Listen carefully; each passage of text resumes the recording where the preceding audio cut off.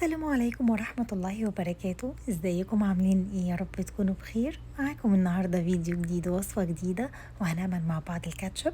خلاص هنعمله بطريقة سهلة وبسيطة. يلا بينا نشوف هنعمله ازاي مع بعض. اول حاجة كده هنحتاج 1.5 كيلو من الطماطم المتنضفة ومتقطعة زي ما انتوا شايفين، وهنضيف عليها كوباية من المية، وهنرفعها على النار على درجة حرارة متوسطة. واول ما الطماطم بتاعتنا تطرى وتدوب كده زي ما انتوا شايفين بالشكل ده، خلاص كده بنرفعها من على النار وبنسيبها تهدى خالص. ولو الخلاط بتاعك بيتحمل درجة الحرارة العالية تقدري تشتغلي على طول. احنا هنا هنضيف الطماطم كلها بالمية كمان بتاعتها اللي نزلت منها. هنضيف كل حاجة في الخلاط ونضربهم بشكل كويس جدا، لازم تكون ناعمة خالص.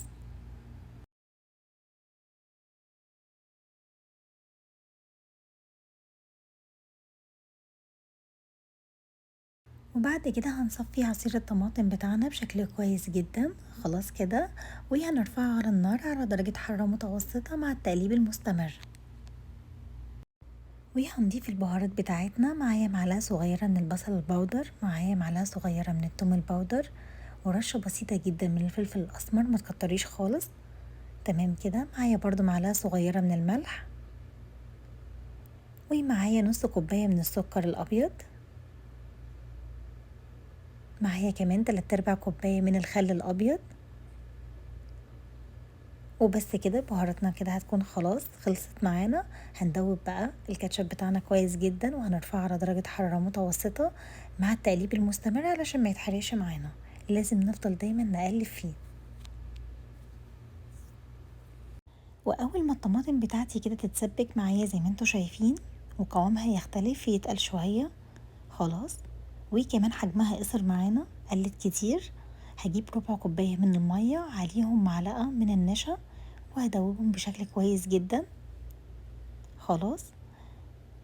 وبعد كده هنزل بالنشا بتاعتي على الصلصة مع التقليب بالمستمر، تقليب سريعا جدا عشان ما تكتلش معانا. الخطوة دي بتفرق جدا في قوام الكاتشب بتاعنا.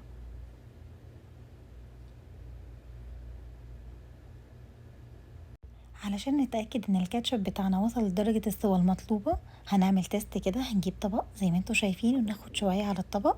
خلاص، لو ما نزلش اي مية او سوائل يبقى احنا كده تمام. كمان هنعمل خط كده في النص. لو الخطين ما دخلوش على بعض زي دلوقتي يبقى احنا كده تمام. لو لسه او دخلوا على بعض او نزل ميه يبقى هنسيبه مدة اطول على النار.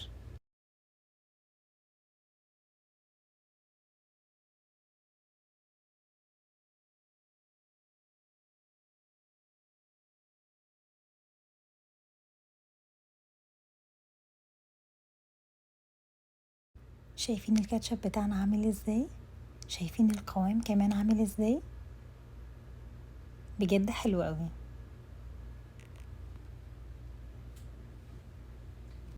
بجد جربيه، حلو قوي، يستاهل التجربة. وبس كده، الفيديو النهاردة خلص، وصفتنا كمان خلصت معانا. اشوفكم في فيديو جديد ووصفة جديدة، والسلام عليكم ورحمة الله وبركاته.